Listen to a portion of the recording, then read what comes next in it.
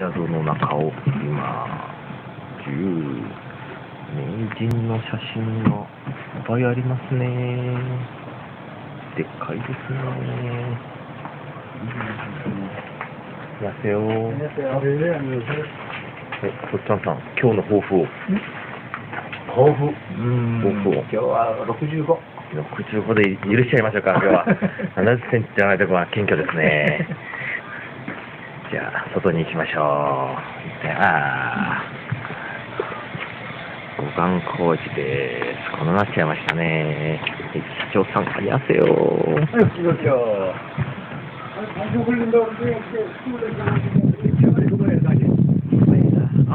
出来が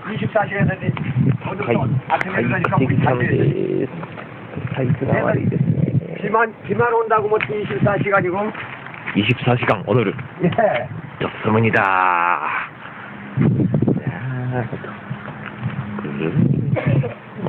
삼천다무가 되ます. 삼천다무です.今日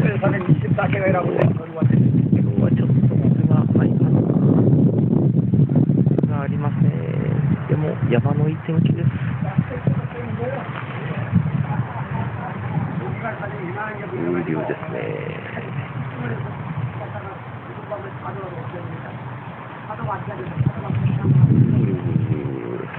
次は頼重さんの抱負をどうぞ。いや。行